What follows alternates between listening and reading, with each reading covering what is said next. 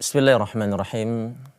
Assalamualaikum warahmatullahi wabarakatuh.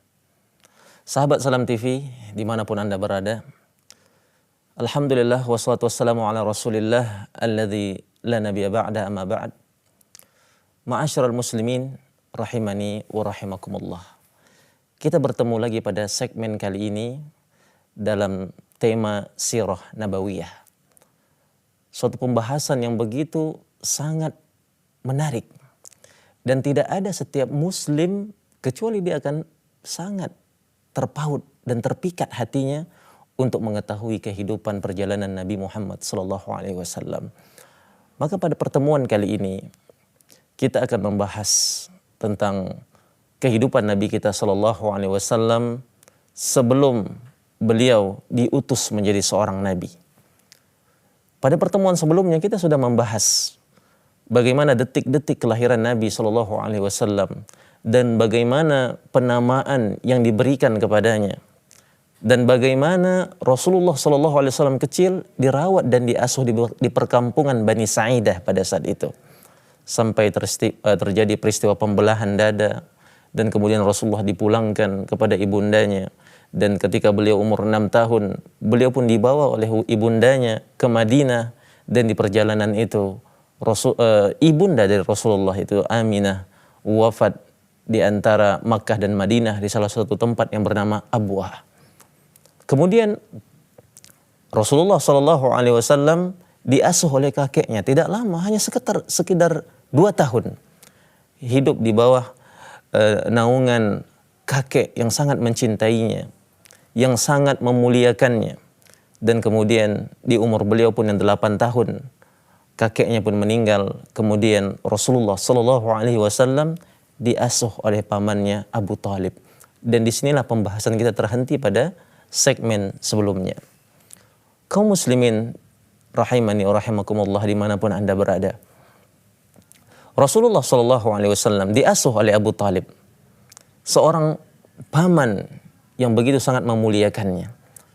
Di mana sebelumnya kita sudah membahas dan membicarakan kenapa di antara paman-paman Rasulullah SAW dari anak-anaknya Abdul Muttalib, Abu Talib yang menjadi pengasuh Rasulullah SAW. Tidak lain tidak bukan disebabkan karena Abdullah dengan Abu Talib memiliki ikatan kekerabatan yang sangat dekat dan paling dekat dari seluruh saudara-saudara Abdullah lainnya. Karena antara Abdullah dengan Abu Talib, mereka dipersatukan dalam hubungan sekandung, satu ayah dan satu ibu. Dan sementara yang lain, anak-anak dari Abdul Muttalib yang lain seperti Abu Lahab, Hamzah, seperti yang lainnya, mereka berada dalam ataupun terlahir dari ibu yang berbeda. Seperti itu. Maka dipilihlah Abu Talib untuk menjadi pengasuh Rasulullah SAW. Dan di dalam pengasuhan ini, dari awal Rasulullah SAW berpindah dari kakeknya setelah kakeknya meninggal dan diasuh oleh Abu Talib. Dan masa ini kira-kira sekitar sampai beberapa tahun lamanya. Karena Rasulullah SAW 25 tahun telah membina rumah tangga dengan Khadijah pada saat itu. Dan yang tercatat di dalam sejarah, antara pengasuhan Abu Talib sampai beliau menikah dengan Khadijah, terjadi beberapa peristiwa penting di dalam kehidupan Nabi kita, Nabi Muhammad SAW. Yang salah satu di antaranya, tatkala telah di bawah pengasuhan Abu Talib, Rasulullah SAW senantiasa berupaya meringankan beban dari pamannya ini. Karena Abu Talib bukanlah seperti saudagar yang kaya raya yang hidup di zaman itu. Maka Rasulullah mengambil peran di sini. Mengambil peran untuk berupaya meringankan beban yang ditanggung oleh pamannya. Maka pada saat itu Rasulullah Shallallahu Alaihi Wasallam bekerja dengan cara mengembala kambing-kambing dari para saudagar-saudagar Makkah dengan upah beberapa genggam kurma yang beliau dapatkan tatkala petang. Dan dengan kurma itu beliau bawa dan dimakannya bersama keluarga Abu Talib. Dan Abu Talib pada saat itu merasakan keberkahan dari Rasulullah Shallallahu Alaihi Wasallam juga. Karena disebutkan tatkala Abu Talib mendapatkan sebuah makanan ataupun sedang mempersiapkan sebuah makanan, mereka tidak akan memulainya kecuali sampai Rasulullah Nabi Muhammad kecil ini datang dan ikut makan bersama mereka. Dan dengan itu mereka mendapatkan keberkahan dari makanan itu. Maka pada suatu hari pernah tatkala mereka sedang makan di dalam suatu tempayan di mana Rasulullah tidak ikut serta bersama mereka. Dan makanan itu tidak cukup dan tidak mengenyangkan mereka. Namun tatkala Rasulullah datang atau Nabi Muhammad kecil ini datang ikut membersamai mereka, Allah penuhi keberkahan dengan makanan itu yang sedikit dan kemudian Allah cukupkan untuk perut mereka. Maka Abu Talib enggan memulai makan apapun sampai Nabi Muhammad SAW datang bersama mereka. Kemudian ma'asyiral muslimin rahimani wa rahimakumullah. Para pakar sejarah juga mencatat peristiwa yang terjadi sebelum diutusnya Rasulullah SAW menjadi seorang Rasul, terkhusus pada masa ataupun fase remaja beliau. Di usia beliau yang menginjak 12 tahun. Maka pada saat itu Rasulullah ataupun Nabi Muhammad kecil ini dibawa oleh pamannya. Kemana? Untuk berniaga ke negeri Syam pada saat itu. Dan redaksi dari hadis ini dhaif, akan tapi banyak diriwayatkan oleh para sejarawan. Dan di antara mereka ada yang mensahihkan hadis ini, di antara mereka ada yang mendhaifkan. Kita sebutkan untuk mendapatkan gambaran yang utuh dari kehidupan perjalanan Nabi kita, Nabi Muhammad SAW. Di usia beliau yang menginjak 12 tahun, maka Abu Talib mengajak Rasulullah SAW untuk berniaga, melakukan perjalanan untuk berdagang ke negeri Syam pada saat itu. Dan ketika mereka tiba di suatu tempat di mana mereka biasa singgah di situ sebelum memasuki wilayah tempat mereka berdagang ke negeri Syam, mereka bertemu dengan salah seorang pendeta. Salah seorang pendeta yang memahami isi Alkitab. Pendeta yang disebut namanya adalah Bahirah. Dan pendeta ini melihat dan mengamati serta mengetahui tentang sifat dan kekhususan dari Nabi terakhir yang akan diutus. Beliau memahami ciri dan tanda-tanda fisik yang terdapat pada Nabi yang akan diutus. Karena hal ini bukanlah satu hal yang asing, ma'asyiral muslimin. Bukanlah sesuatu yang mustahil untuk diketahui. Karena sejatinya Nabi kita, Nabi Muhammad SAW merupakan Nabi yang telah Allah berikan sifat dan gambarannya di dalam kitab-kitab umat-umat terdahulu. Sampai Allah katakan di dalam Al-Quran, Alladzina atainahumul kitaba ya'rifunahu kama ya'rifuna abna'ahum.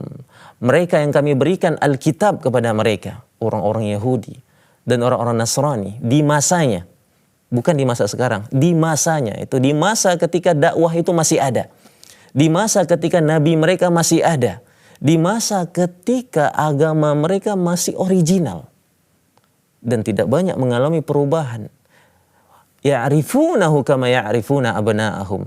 Mereka mengetahui hakikat dirimu wahai Muhammad. Mereka mengetahui karakteristik dirimu sebagaimana mereka mengetahui sifat-sifat dan karakter dari anak-anak mereka. Maka tak ayal pendeta Bahirah ini mengetahui karakter, mengetahui sifat-sifat fisik dari Nabi yang akan diutus. Maka pada saat itu Nabi Muhammad tiba di wilayah pendeta Bahirah ini. Dan disaksikannya beberapa tanda-tanda yang merupakan ciri-ciri dari kenabian. Maka pada saat itu Bahirah pun mendatangi perkumpulan orang-orang Quraisy yang sedang duduk-duduk di depan rumahnya ini, di depan tempat peribadatan Bahirah. Maka pada saat itu Bahirah berkata, ini adalah utusan Allah, ini adalah Rasul untuk alam semesta. Inilah pemimpin yang akan menuntun umat manusia. Maka pada saat itu orang-orang Quraisy bertanya, dari mana engkau mengetahuinya? Aku mengetahuinya. Sejak sebelum kalian sampai di sini, aku menyaksikan ada awan yang menaungi anak kecil ini. Dan tidaklah dia melewati bebatuan kecuali bebatuan itu bersujud dan mengucapkan salam padanya. Dan tatkala kalian berada dalam naungan dan anak ini tidak mendapatkan naungan dari pohon, maka pohon itu memberikan bayangannya kepada anak ini, condong bayangan itu kepadanya. Maka bawalah anak ini, karena niscaya ketika orang-orang Yahudi melihat dia, maka dia akan dibunuh. Maka Bahirah, pendeta Bahirah ini menyadari bagaimana karakteristik, bagaimana sifat dan tabiat dari orang-orang Yahudi. Yaitu apa? Mereka menginginkan Nabi dan Rasul berasal dari cucu, dari keturunan mereka. Mereka mengharapkan itu. Maka tatkala mereka dapati Nabi itu berasal dari orang-orang Arab yang selama ini mereka menganggapnya sebagai rendah dan lain sebagainya, maka niscaya Nabi Muhammad kecil ini berpotensi untuk disakiti, berpotensi untuk dibunuh. Maka Bahirah merekomendasikan kepada pamannya Muhammad sallallahu alaihi wasallam agar kiranya Muhammad kecil ini dibawa kembali ke Makkah Al-Mukarramah pada saat itu. Ini yang tercatat di dalam sejarah, dalam perjalanan kehidupan Nabi kita sebelum beliau diangkat menjadi seorang Nabi dan Rasul. Kemudian tercatat juga di dalam sejarah, di usia beliau yang masih menginjak belasan tahun, terjadi suatu peperangan di kota Mekkah. Peperangan yang tercatat di dalam sejarah peperangan Arab, di mana dinodainya kesucian dari tanah haram pada saat itu, dan dinodainya juga kesucian dari bulan haram. Maka disebutlah peperangan ini dengan Harbul Fijar, perang yang membara, perang yang pecah dan lain sebagainya disebutkan.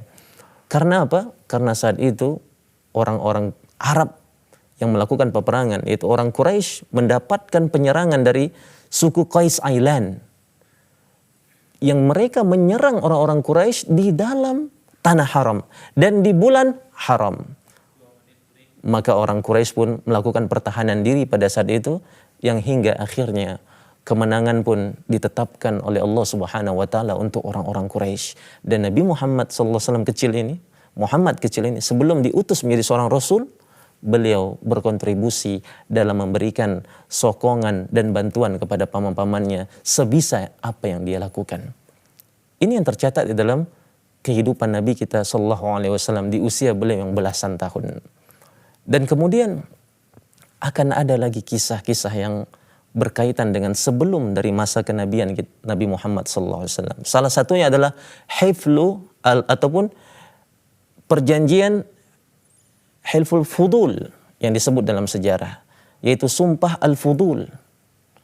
Yaitu tatkala terjadi salah satu di antara kezaliman di tanah Arab pada saat itu. Salah seorang pedagang Yaman datang membawa barang dagangannya ke negeri Makkah. Dan kemudian barang dagangan ini dibeli oleh salah seorang bangsawan Makkah pada saat itu, Al-As bin Wa'il. Akan tapi dia mengambil barang sementara tidak diberikannya upah, tidak diberikannya tukarnya, tidak diberikannya uang.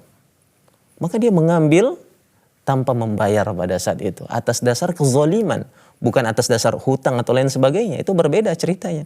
Tapi laki-laki ini yang datang dari Yaman, dari kabilah Zubaid ini, mendapatkan kezaliman dari Al-As ibn Wa'il.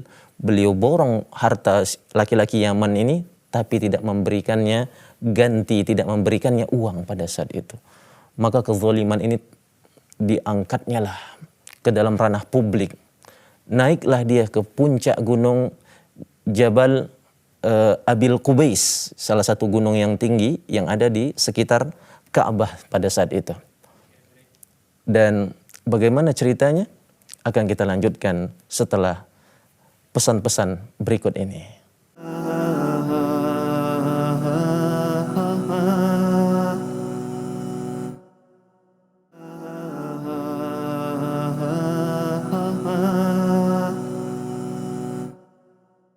Sahabat Salam TV dimanapun Anda berada, kita akan membahas bagaimana hilful fudul yang terjadi di masa sebelum kenabian Nabi Muhammad SAW. Berawal dari satu kezaliman yang dilakukan salah satu di antara petinggi Quraisy pada saat itu, Al-As bin Wa'il, ketika dia membeli barang dagangan dari salah seorang pedagang Yaman pada saat itu. Diambilnya barang, akan tapi tidak dibayarnya. Dan kemudian laki-laki ini mengadukan perkara ini kepada pemuka-pemuka Quraisy yang ada pada saat itu. Namun tak ada satupun yang menggubris. Tidak ada satupun yang mempedulikannya. Begitu sangat sakit hatinya mendapatkan perlakuan seperti itu.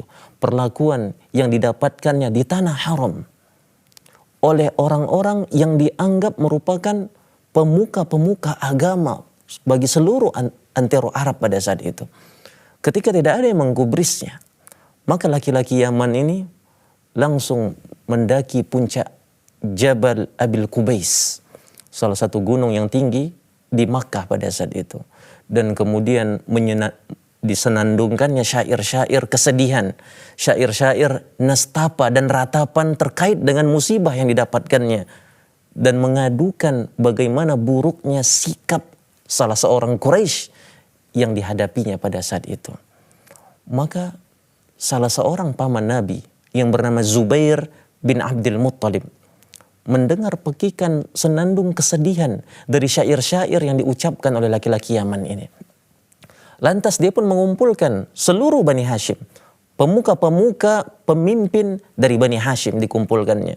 Kemudian dikumpulkannya juga dari Bani Zuhra. Kemudian dikumpulkannya juga dari petinggi-petinggi Arab yang ada pada saat itu, yang dari kabilah Quraisy.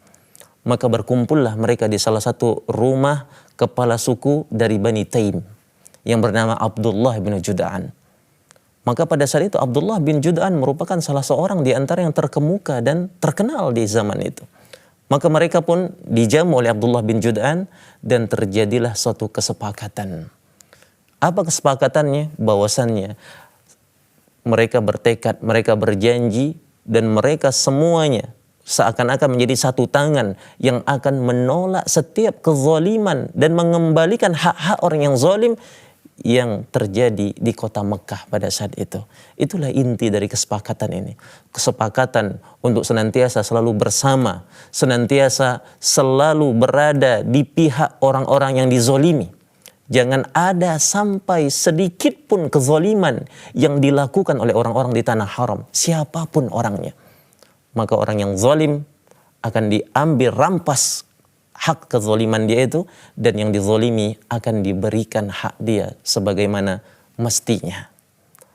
Dan ini suatu perjanjian yang luar biasa yang memutus dan membongkar sekat-sekat jahiliyah, di mana orang-orang jahiliyah pada saat itu mereka punya slogan, unsur akhaka zaliman au mazluman. Tolonglah saudaramu baik dia berbuat zalim ataupun dizalimi. Jadi dalam asas mereka tidak ada benar ataupun salah. Selama yang melakukannya kabilah kita, kita akan dukung, kita akan bela dia. Maka mereka melakukannya atas dasar fanatisme.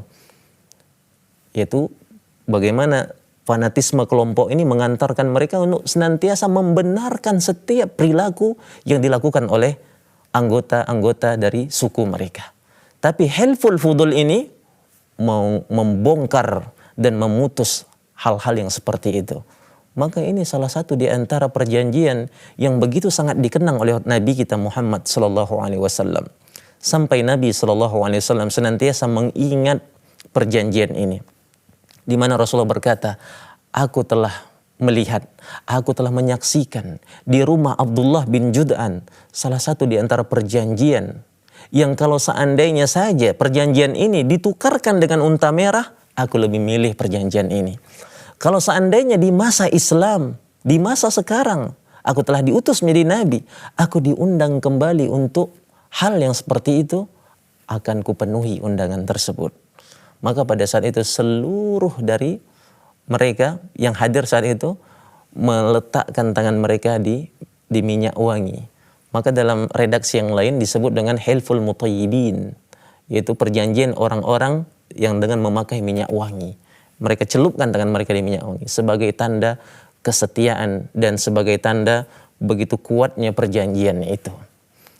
Dan inilah sejatinya ma'asyiral muslimin, sikap seorang muslim. Sikap seorang muslim. Kezaliman yang dilakukan oleh siapapun, bahkan dari kaum muslimin sendiri pun, bahkan dari keluarga sanak kita sendiri pun, maka itu tidak pantas untuk dibenarkan. Tidak pantas untuk kita melakukan ataupun mengiyakan kezaliman atas dasar fanatisme keluarga dan atas dasar hal-hal yang lainnya. Karena hal tersebut bertentangan dengan nilai-nilai keadilan yang dijunjung tinggi oleh Islam.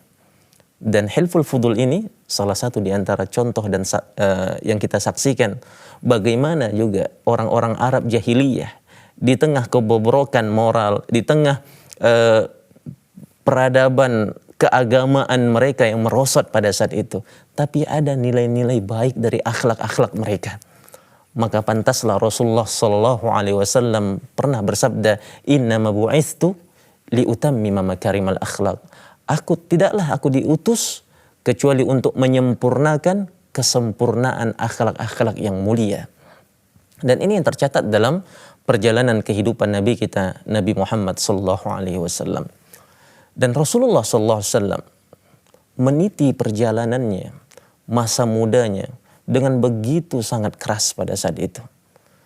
Musibah demi musibah beliau dapatkan. Akan tapi beliau tetap menjalaninya dengan tegar dan sabar. Dan Rasulullah Shallallahu Alaihi Wasallam di tengah keadaan yang sangat sulit seperti itu, beliau tetap menjunjung nilai-nilai moral, menjunjung tinggi nilai-nilai kejujuran, menjunjung tinggi hal-hal yang berkaitan dengan muru'ah dan nama baik. Sampai hal ini menjadi tersohor di antara orang-orang Quraisy pada saat itu. Pemuda yang begitu sangat mereka elu-elukan. Seorang pemuda yang menjadi role model, menjadi contoh untuk pemuda-pemuda yang lainnya. Maka pantas orang-orang Arab, orang-orang Quraisy pada saat itu begitu sangat mengagungkan dan memuliakan Nabi Muhammad sallallahu alaihi wasallam. Sampai-sampai kemuliaan ini dan segala aspek-aspek sikap positif dari Nabi Shallallahu Alaihi Wasallam yang menjadi bahan bincangan publik pada saat itu, sampai juga ke telinga salah seorang saudagar ataupun salah seorang yang sangat kaya raya, seorang janda yang kaya raya yang hidup di zaman itu, yang bernama Khadijah bintu Khuwailid. Khadijah bintu Khuwailid, seorang janda yang kaya raya. Janda bukanlah sembarang janda. Akan tetapi beliau adalah janda dari keluarga yang terpandang. Dari seorang yang memiliki keluhuran nasab. Dan memiliki harta yang luar biasa yang hidup di zaman itu. Yang menjadikan Khadijah merupakan incaran bagi setiap laki-laki dan setiap kepala suku. Akan tetapi dalam fase itu beliau memilih untuk menahan dirinya. Menahan dirinya pada saat itu. Ketika mendapatkan suatu info tentang bagaimana seorang pemuda yang begitu sangat menjaga nilai-nilai kebaikan, begitu memiliki akhlak dan budi pekerti yang luhur pada saat itu, maka Khadijah pun memanfaatkan momentum ini untuk menjalin relasi yang bagus. Relasi hubungan perdagangan. Karena Khadijah pada saat itu senantiasa menitipkan hartanya, menitipkan barang dagangannya kepada orang-orang yang jujur, kepada pedagang-pedagang yang siap untuk menjalankan perdagangannya. Maka pada saat itu Khadijah menawarkan suatu penawaran kepada Nabi Muhammad SAW. Penawaran apakah itu? Yaitu penawaran bagi hasil yang diberikan oleh Khadijah yang tidak pernah diberikannya kepada pedagang-pedagang Quraisy lainnya. Kemudian disepakatilah transaksi itu dan Rasulullah SAW menyanggupi perdagangan tersebut. Maka Khadijah pun mengutus salah seorang di antara pembantunya bernama Maisarah, seorang laki-laki yang dikenal oleh Khadijah juga akan kemuliaan dan keluhuran akhlaknya. Maka pergilah Rasulullah SAW berdagang bersama Maisarah. Dan di dalam perdagangan ini, Nabi Muhammad ini, yang masih remaja ini, mendapatkan keuntungan yang belum pernah didapatkan oleh orang-orang Quraisy sebelumnya. Satu keberhasilan perdagangan yang belum pernah didapatkan juga oleh Khadijah. Bagaimana tidak? Dalam perdagangan itu Rasulullah SAW dengan keluhuran akhlak berdagang bukan hanya untuk mendapatkan untung, berdagang untuk mendapatkan relasi. Berdagang untuk mendapatkan kepercayaan dan berdagang dengan penuh kejujuran, memberikan aib ataupun mengabarkan cacat dari barang-barangnya dan lain sebagainya. Dan ini mengantarkan suatu kesuksesan yang besar. Terlebih ketika Rasulullah telah pulang dari negeri Syam, sebelum pulang beliau mendapatkan keuntungan, dan keuntungan itu beliau manfaatkan lagi untuk membeli barang-barang yang ada di negeri Syam yang akan dijual kembali ke negeri Makkah. Maka untungnya pun berlipat, putaran uang pun terus berjalan. Dan Khadijah mendapatkan keberhasilan yang besar dari hubungan kerjasama perdagangan dengan Nabi Muhammad SAW. Lantas Khadijah pun berupaya untuk mengetahui jejak rekam dari Muhammad bin Abdullah selama perjalanan ini. Dan Maisarah pun mengabarkan detail-detail apa yang dilakukan oleh Nabi Muhammad SAW. Baik dalam bagaimana Rasulullah SAW bermuamalah, bagaimana beliau bersikap, dan apa yang terjadi dalam perjalanannya itu disifatkan dan dikabarkan oleh Maisarah. Maka menjadi semakin takjublah Khadijah dengan keluhuran akhlak dari Nabi Muhammad SAW. Maka dia pun mengutus sahabatnya yang bernama Nafisah untuk memberikan sinyal, memberikan info kepada Nabi Muhammad SAW akan ketertarikan Khadijah kepada Nabi Muhammad SAW. Tanpa pikir panjang, Nabi Muhammad SAW laksana gayung yang bersambut. Mendengar info ketertarikan Khadijah terhadap dirinya, maka Nabi Muhammad SAW pun memiliki inisiatif juga untuk memperistri Khadijah. Maka dirembukkanlah di keluarga besar Nabi Muhammad SAW. Dan kemudian Rasulullah SAW melamar Khadijah dengan beberapa ekor unta atau beberapa ekor unta yang dimiliki oleh Rasulullah SAW pada saat itu. Ada yang mengatakan beberapa ekor, ada yang belasan atau puluhan. Wallahu a'lam. Yang penting diberikan kepada Khadijah mahar, bukan sembarang mahar. Mahar yang luar biasa besar yang diberikan oleh laki-laki Arab kepada calon istrinya sebagai bentuk pemuliaan kepada Khadijah pada saat itu. Maka dilakukanlah pernikahan tersebut. Maka tak ayal, ini salah satu di antara keberkahan dan kemuliaan yang didapatkan baik oleh Rasulullah ataupun oleh Khadijah. Laki-laki yang saleh mendapatkan istri yang soleha pula. Maka dari itu, dalam hal ini, hubungan rumah tangga pun terus terjalin dengan baik dan harmonis. Dan Rasulullah SAW dianugerahi anak dari Khadijah binti Khuwailid dengan 6 orang anak. Yang pertama Al-Qasim, yang kedua Zainab, kemudian Ruqayyah, kemudian Ummu Kulthum, kemudian Fatimah, dan yang kemudian Abdullah. Dengan anak pertamanya Al-Qasim, maka Rasulullah menyematkan kunyah untuk nama dia, yaitu kunyah Abul Qasim.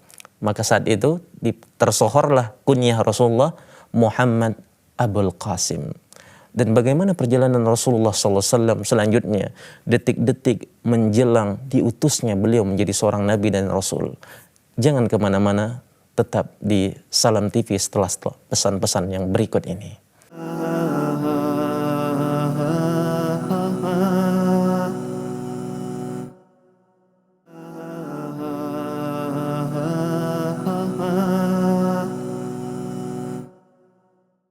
Bismillahirrahmanirrahim. Alhamdulillah wassalatu wassalamu ala Rasulillah alladzi la nabiyya ba'dah, amma ba'd. Sahabat Salam TV dimanapun Anda berada, ketika Rasulullah menginjak usia 35 tahun. Maka saat itu terjadi banjir badang ataupun banjir bandang yang menghantam kota Mekkah. Satu banjir besar yang menyebabkan Ka'bah hampir roboh pada saat itu. Bangunan Ka'bah yang rapuh ditambah hantaman air yang datang melanda begitu sangat derasnya pada saat itu, menyebabkan pondasi-pondasi dari Ka'bah terlihat dan hampir-hampir rubuh itu bangunan pada saat itu. Maka orang-orang Quraisy bermusyawarah di antara mereka. Karena kalau Ka'bah dibiarkan dalam kondisi seperti ini, maka niscaya cepat atau lambat akan runtuh dan hancurlah Ka'bah ini. Kemudian mereka berembuk pada saat itu, bermusyawarah, mencari solusi. Apa yang harus mereka lakukan? Maka pada saat itu seluruh mereka bersepakat untuk mempugar ataupun membangun kembali Ka'bah, merenovasi Ka'bah yang hampir runtuh ini, yang hampir rubuh ini. Lantas mereka pun bersepakat. Apa kesepakatannya? Kesepakatannya jangan ada satupun harta yang haram masuk dalam proses pembangunan ini. Karena saat itu mereka memiliki mata pencaharian yang beraneka ragam, baik yang halal ataupun yang haram. Maka mereka saat itu bersepakat. Apa kesepakatannya? Jangan sampai ada harta yang haram masuk dalam pembangunan Ka'bah ini. Maka harus dia dari harta yang halal. Harta dari perzinahan tidak boleh. Harta judi tidak boleh. Harta riba tidak boleh. Ma'asyiral muslimin, subhanallah. Dalam kondisi kemusyrikan, mereka memiliki inisiatif dan kesadaran terkait innallaha thayyib la yaqbalu illa thayyiba. Sesungguhnya Allah itu baik dan tidak menerima kecuali yang baik pula. Ini salah satu di antara akhlak yang baik. Di antara akhlak-akhlak orang-orang Arab pada saat itu. Lantas dimulailah proses pembangunan itu. Akan tapi pemugaran dan renovasi haruslah merubuhkan bangunan yang lama. Maka pada saat itu mereka menghadapi satu dilema dalam proses pembangunan di awal ini. Apa dilema yang mereka dapatkan? Tidak ada satupun yang berani merubuhkan bangunan Ka'bah ini. Maka masih terngiang di telinga mereka, di pikiran mereka. Masih terngiang di telinga mereka dan teringat di pikiran mereka. Bagaimana kisah Abraha yang Allah hancurkan karena ingin menghancurkan Ka'bah. Abraha dengan kekuatannya berupaya untuk menghancurkan Ka'bah. Tidak sampai dia menghancurkan Ka'bah, Allah hancurkan dia. Ini salah satu di antara peristiwa yang sangat membekas di hati orang-orang Quraisy pada saat itu. Maka tak ada satupun yang berani untuk melakukan ini. Tidak ada satupun yang berani. Sampai peristiwa pembangunan pun terhenti saat itu. Tidak ada yang berani untuk memulai. Sampai salah satu di antara orang yang bijak di antara mereka memulainya. Kemudian dia berkata, kalian tahu kenapa kita memugar Ka'bah? Kenapa kita ingin merubuhkan Ka'bah? Kita akan merenovasinya, kita akan memuliakannya, kita akan mengagungkannya. Tidakkah kalian lihat Abraha, dia datang menghancurkan bukan untuk memelihara, bukan untuk memuliakan Ka'bah, tapi untuk menghinakannya. Maka niscaya Allah ingat sekali-kali Allah tidak akan menghinakan orang-orang yang berbuat kebajikan. Akan tetapi itu pun tidak cukup mengantarkan mereka untuk berani. Maka yang memberikan nasihat ini disorong. Udah silakan Bapak lah yang hancurkan duluan. Silakan Pak. Maka pada saat itu laki-laki ini pun, yang laki-laki bijak ini pun mengambil kapaknya dan mengambil palunya ataupun mengambil alat-alat pencungkil dan lainnya. Kemudian dicungkilnya lah bangunan Ka'bah itu. Tak satu pun berani yang membantu dia. Tak satu pun ada orang yang mau melakukan hal yang sama. Maka dia pun cuma dilihatin aja pada hari itu. Dan dia melakukannya sendiri. Dicongkelnya satu-satu, dicongkelnya satu-satu. Sampai ketika itu dia bertanya, kenapa nggak dimulai? Ayo mulai bantu. Tidak, kami tunggu sampai besok. Apa yang terjadi sama dirimu? Kalau kau besok selamat dan gak ada apa-apa yang terjadi, kami lanjutkan proses pembangunan ini. Dan ketika itu selesai pencongkelan batu pertama pada saat itu, dan seluruhnya pulang. Dan besok paginya mereka lihat keadaan seperti tidak ada apa-apa. Laki-laki ini tetap datang dalam kondisi yang sehat walafiat dan bugar, dan tidak ada terjadi apa-apa. Maka mereka pun yakin Allah meridhoi apa yang akan mereka perbuat. Maka mulailah mereka satu demi satu mencongkel dan merubuhkan bangunan lama Ka'bah ini. Terjadilah proses pembangunan itu. Diratakanlah Ka'bah sampai nampak pondasi yang dibangun oleh Nabi Ibrahim alaihissalam. Dan dalam prosesi ini seluruh orang-orang Quraisy melakukan kontribusi pembangunan, baik secara fisik, baik secara dana, baik secara hal-hal yang bisa mereka bantu pada saat itu. Dan tidak terkecuali juga Nabi Muhammad SAW ikut bersama paman-pamannya melakukan proses pemugaran Ka'bah ini. Sampai ketika beliau mengangkat batu besar, maka pamannya Al-Abbas berkata, "Wahai Muhammad, angkat batu itu dengan bajumu." Artinya ini seperti jubah yang saya pakai itu, diangkat jubahmu, taruh batu itu di situ. Maka konsekuensinya akan menyingkapkan aurat, menampakkan aurat pada saat itu. Dan orang-orang Arab melakukan itu. Orang-orang Quraisy pada saat itu begitu mereka mengangkat batu, mereka letakkan di jubah mereka dan kemudian mereka angkat dan tersingkaplah sebagian aurat mereka.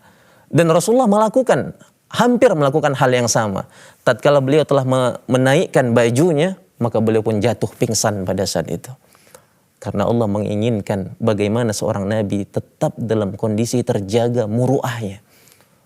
Beginilah sejatinya seorang dai, untuk senantiasa tidak melakukan hal-hal yang bisa mencederai muruahnya, mencederai kewibawaannya.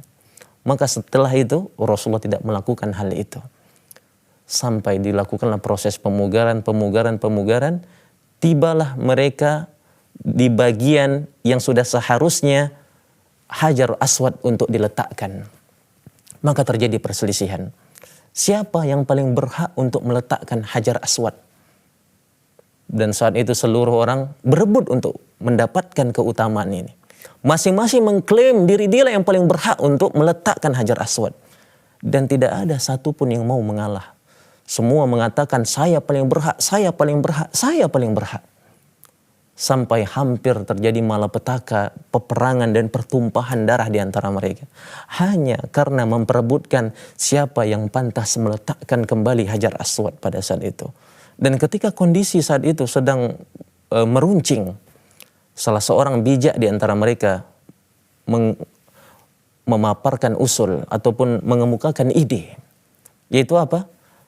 Agar kiranya kita mencari putusan dari orang yang lain. Kita mencari hakim yang akan menengahi masalah ini. Siapa hakimnya? Kita akan putuskan masalah ini kepada satu orang yang pertama kali masuk dari pintu Masjidil Haram. Maka qadarallahu ma syaa fa'al, yang pertama kali muncul dan masuk dari pintu Masjidil Haram yang mereka tentukan itu adalah Nabi kita Nabi Muhammad sallallahu alaihi wasallam.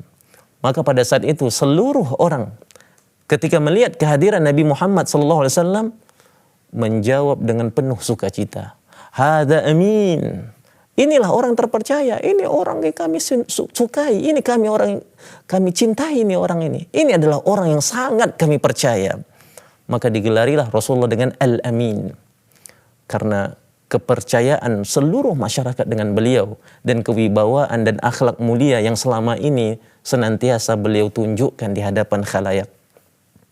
Maka Rasulullah memutuskan dengan cara yang paling bijak, yaitu Hajar Aswad dari tempat pengungsiannya diletakkan Rasulullah di salah satu di antara bentangan selendang.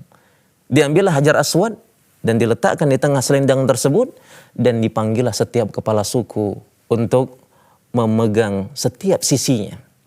Maka Hajar Aswad itu pun digotong dengan kain dari seluruh sisinya. Seluruh orang beranggapan mereka memiliki kontribusi di dalam peletakan itu. Dan begitu tiba sampai tempat pemasangan, maka Rasulullah yang memasangkan sendiri dengan tangannya. Maka saat itu diberilah gelar untuk Rasulullah sebagai Al-Amin. Kemudian ma'asyiral muslimin rahimani wa rahimakumullah. Beginilah sikap dan sifat yang ditunjukkan oleh Rasulullah sallallahu alaihi wasallam. Yaitu beliau sama sekali tidak pernah berdusta. Sama sekali beliau tidak pernah menodai amanah. Sama sekali beliau belum pernah tercatat di dalam kehidupan pribadinya melakukan sesuatu yang nista, menyembah berhala, meminum khamar, mendengarkan musik, melakukan salah satu tindak kezaliman. Akan tapi beliau mensifati dirinya dengan sifat-sifat yang mulia. Allah menjaga dirinya dan Nabi Muhammad berupaya juga untuk menjaga kehormatan dirinya. Dan ini salah satu di antara pelajaran yang kita petik dalam kehidupan Nabi kita, Nabi Muhammad sallallahu alaihi wasallam. Sebagai seorang dai, sebagai seorang muslim, sebagai seorang ayah, sebagai seorang tokoh, sebagai seorang guru, hendaklah pendidikan karakter itu dimulai dengan keteladanan. Pendidikan karakter dimulai dari keteladanan seorang pendidik, keteladanan seorang guru, keteladanan yang diberikan seorang ayah. Karena dakwah melalui sikap memiliki efek yang lebih besar daripada dakwah melalui lisan. Di mana yang keduanya penting, antara dakwah, sikap dan lisan penting. Akan tapi harus menjadi titik yang harus kita perhatikan adalah bagaimana kita menerapkan nilai-nilai itu. Menjadikan orang yang pertama memberikan contoh terkait dengan akhlak tersebut. Berapa banyak orang lari dari kebaikan? Berapa banyak orang mencap Islam, mencap agama dengan satu nada-nada yang berupa sinis dan lain sebagainya. Ya tidak lain tidak bukan. Karena oknum-oknum yang mengamalkan agama itu tidak mencerminkan bagaimana seharusnya akhlakul karimah diterapkan. Dan ini suatu pelajaran yang agung kita dapatkan bagi dari kehidupan Nabi kita, Nabi Muhammad sallallahu alaihi wasallam. Kekuatan akhlak, kekuatan moral, kekuatan suri tauladan memberikan efek yang begitu sangat besar di dalam kehidupan manusia. Maka oleh sebab itu Rasulullah sallallahu alaihi wasallam pernah berkata, sesungguhnya yang paling banyak memasukkan orang ke surga adalah husnul khuluq. Esensi utama, syarat utama adalah tauhid. Akan tetapi setelah tauhid ini mengikuti akhlak-akhlak karimah. Dan dari ini kita belajar bagaimana keutamaan dan keagungan dari akhlak Nabi kita, Nabi Muhammad sallallahu alaihi wasallam. Ya, inilah sahabat muslim sekalian, kehidupan Nabi kita. Dan pada edisi selanjutnya kita akan membahas detik-detik dari kerasulan, dari awal diterimanya wahyu yang didapatkan oleh Nabi kita Nabi Muhammad sallallahu alaihi wasallam. Dengan ini Rasulullah sallallahu alaihi wasallam akan memulai dakwahnya. Dan bagaimana sepak terjang dalam dakwah tersebut dan fase apa yang dilalui Rasulullah ketika beliau berada di Mekah. Maka hal ini akan kita ulas secara mendalam. Kita akan ulas secara mendetail pada edisi-edisi berikutnya dalam program Sirah Nabawiyah di Salam TV. Dan inilah yang bisa kita sampaikan pada kesempatan ini.